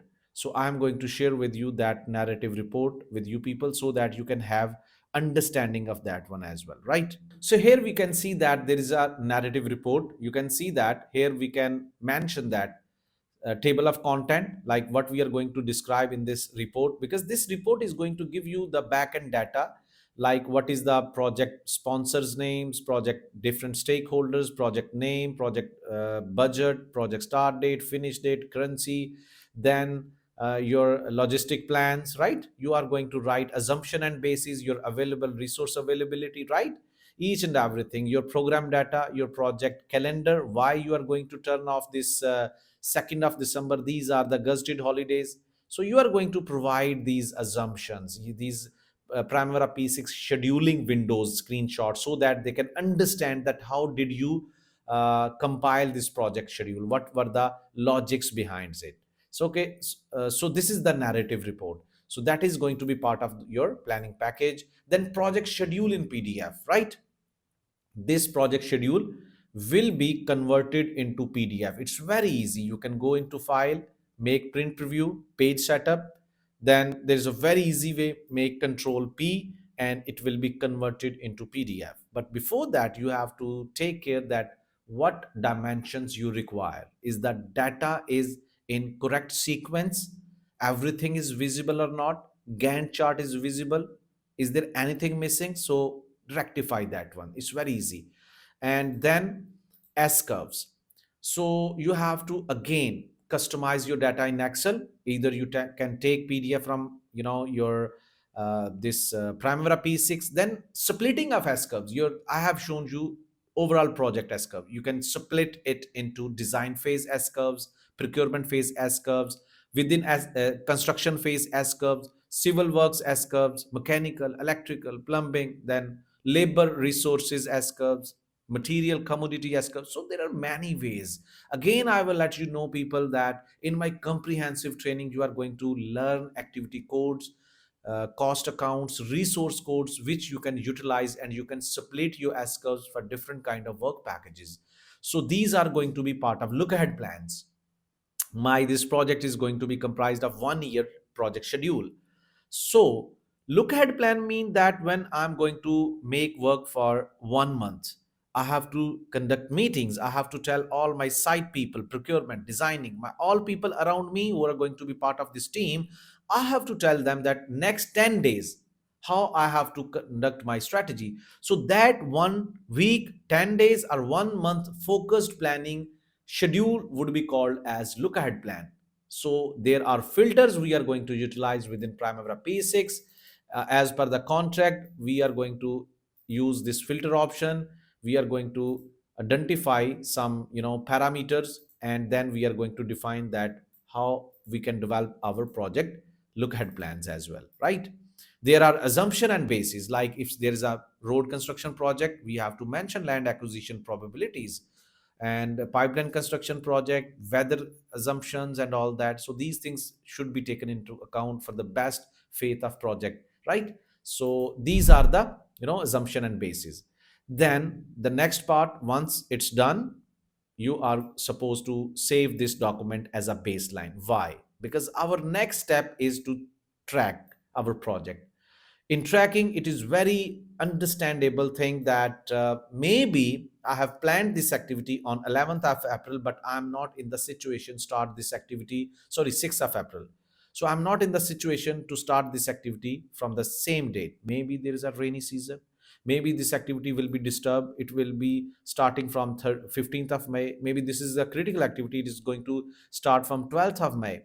So I'm supposed to save this document as it is for the information of Primavera P6. And later on, when I'm going to track this project, when I'm going to make amendments within this document so that I can backtrack what was planned. So that would be saved in my baseline and tracking document, both going parallel with each other. And I can make variance analysis. How it to do this one, I'm going to share.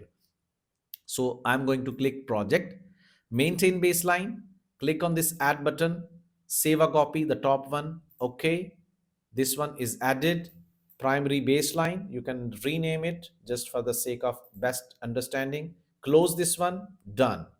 The second step, assignment baseline, and this is like this way. See, assign like this way on both places. Okay. And now I'm going to tell you if you are going to change anything, like if you are going to change here 30, 25, something like that, you can see what's going to happen. See, it's going to change each and everything. It is going to tell you.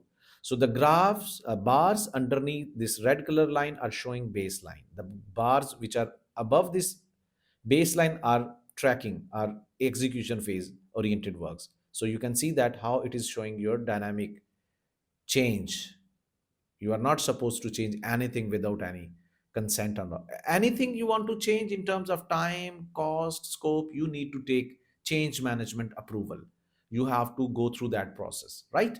So that is the importance of your assignment of baseline. Again, I will get back to the same original position, and now I'm going to share with you after assignment of baseline, your project tracking is going to start. Within this project tracking phase, this is actually project monitoring and control phase, which is going to start as long as execution is going to start on the weekly basis. So within this project tracking, you need to understand one more thing, that you are going to develop different kind of templates, which you have to hand over to the site people. They are going to document each and everything on the daily basis, that how much excavation has been done, how much welding has been done, how much work has been done today. So on the daily basis, they are going to send back to you, and you are going to take that data, you are going to compile, update Primavera P6, and then develop progress reports on the weekly basis and on the monthly basis. It depends on your project contractual values, which client has already mentioned, right? And within tracking phase, you have to consider that what are the priorities, like physical percent complete. You have to make your project progress tracking physical percent complete, duration percent complete, or on the basis of man hours tracking, right? And then there are many other bases as well, which I have explained in my comprehensive training, which is not possible in one single. So project tracking, progress reports, there are different kind of trend analysis, earned value management analysis, your site report status, your material consumption, your quantity based site progress. So all these things you need to understand. And then there are many other things like earned value management. So I will be sharing earned value management is going to help you a lot when you talk about your project tracking. You want to track your project in a certain way, then you need to see here. I'm going to share with you daily progress reports. That is how you are going to monitor your daily progress reports on the basis of your weightages, all these things. And then again, I'm going to share with you over here. These are the different kind of templates, right? These are your Excel based. You are going to export your project from Primavera P6 to Excel. You can develop weightages, and then you are going to make S curves over here. S curves, which I told you for the planning package, is only for the engineering designing phase. This is only for the procurement phase. This is only for the construction phase. You can take data from spreadsheet, copy paste in Excel, or develop your data from Excel, and you can see that how to do that one, right? So these are the important documents you need to develop, right? And as long as we concern about earned value management specific reporting, you can see that earned value management is going to deal with specific values of planned value, actual cost, and earned value. Planned value is actually belonging to the planning phase, right?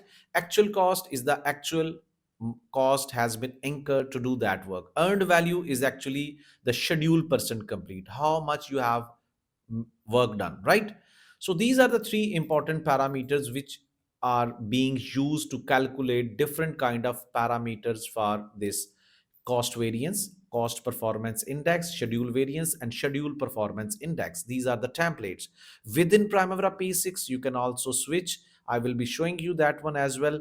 But here you can see on the basis of data collection from site area, you are going to develop your progress reports and you are going to calculate all of these things. There are very simple formulas, but here you can see that this is earned value. This is the simple template, but in Primavera P6, you can develop it automatically report and how it is going to show you that how this is earned value management, this is planned value, the baseline.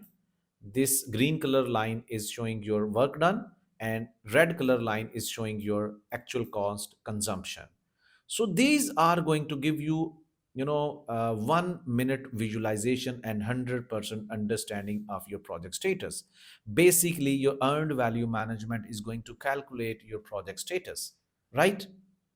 So this is very important technique which is very important for project planning engineers. So that is what you need to grip on as a planning engineer.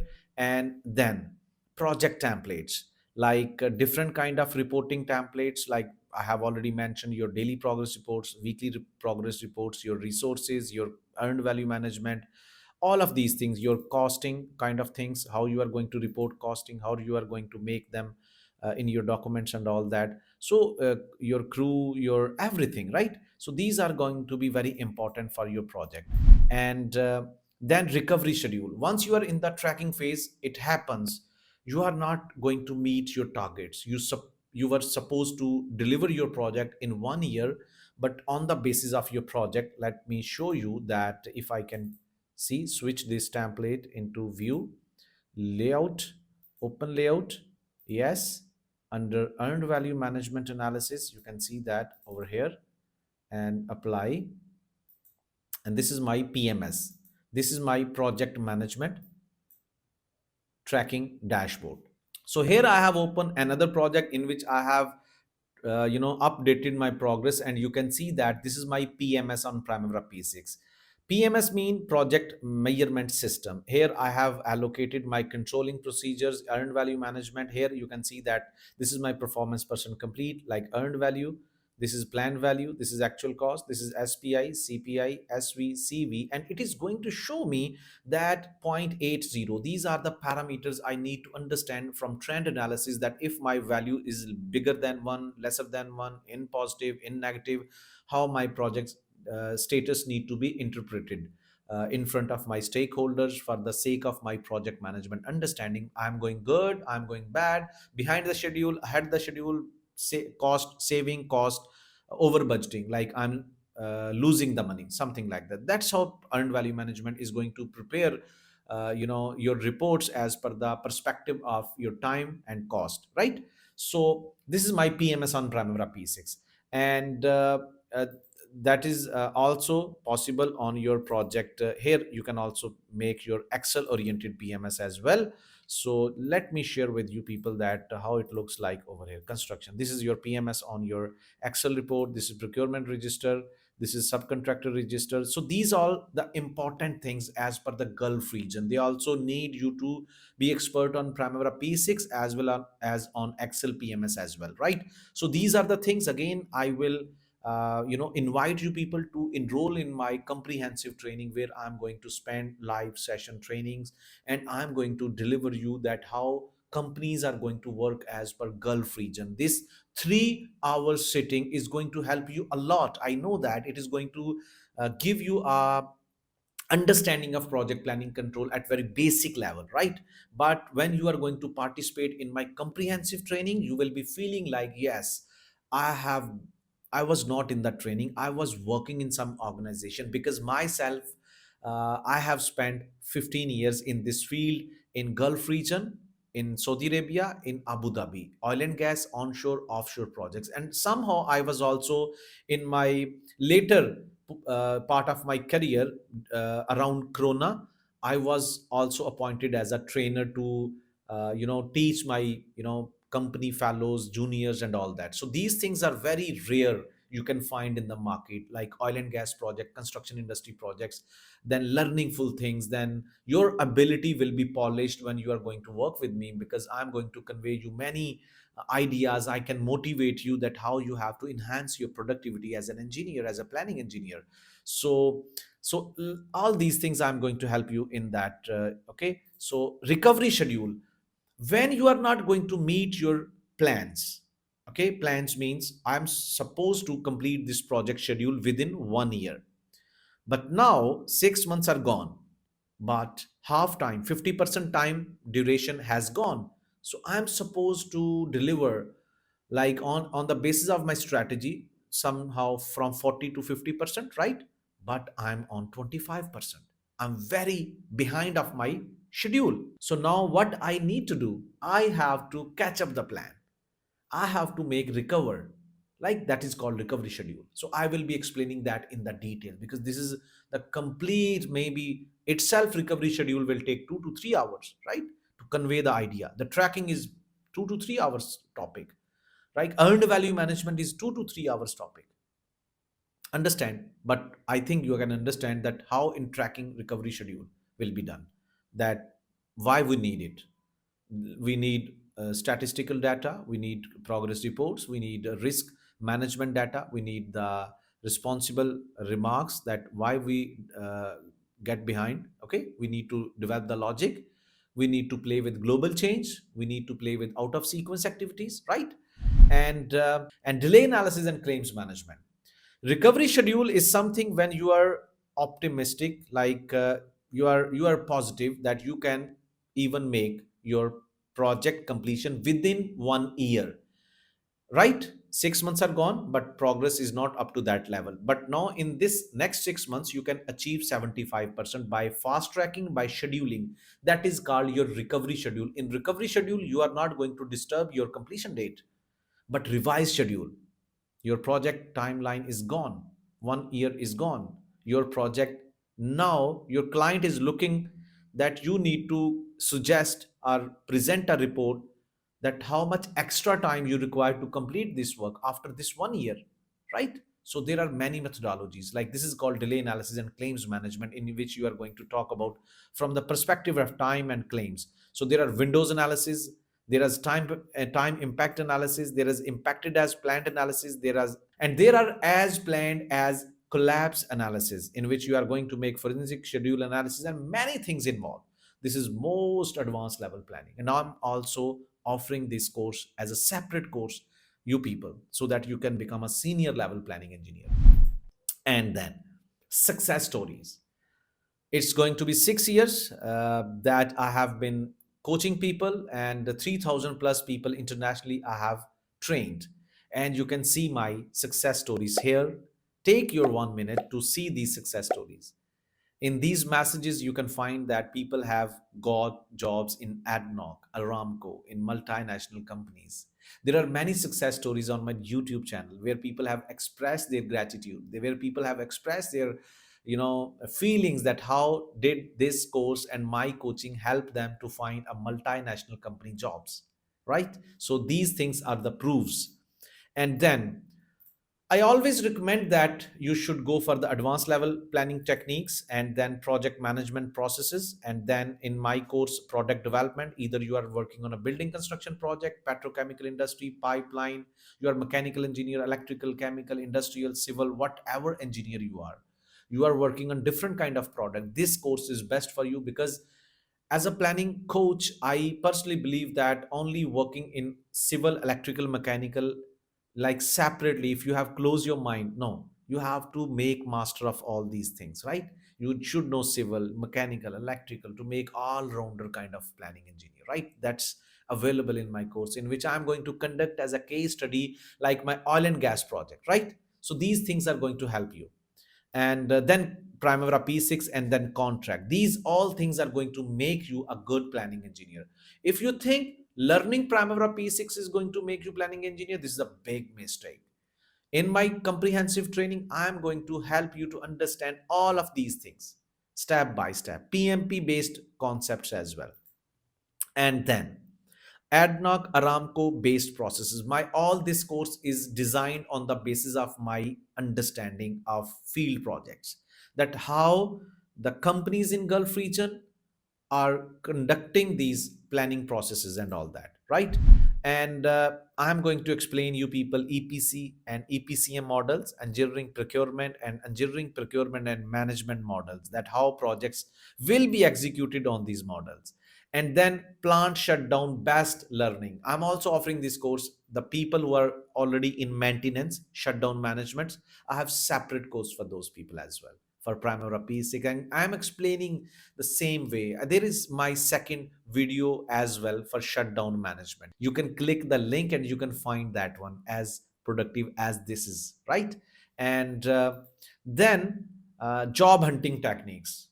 I personally believe that if you want to pursue a good job career in Gulf region, then you should learn a skill. But only learning a skill is nothing. Why? Because if you are learning a skill and you are not going to market it, it's waste, it's useless. So in my this training, I am going to utilize my 15 years of field experience in which I have find many jobs for myself in Gulf region. I'm going to help you how to utilize your LinkedIn profile, your ATS CV, your communication skills, your chat GPT skills, and your networking skills on LinkedIn are going to make it happen for you. Learning skills and your marketing for your job hunting is going to help you a lot. So I hope this video has helped you a lot, and this is a strong message for all of those peoples who are really ready to learn project planning control and transformation of their job career. My name is Engineer Vikas Ahmed. Don't forget it. And if you want to join my live session, like as a free of cost, I also offer webinars. In my this video details, you can find there one link through which you can contact with me and you can enroll in that webinar. After that webinar, you can find my enrollment sessions like paid session as well. Thank you very much.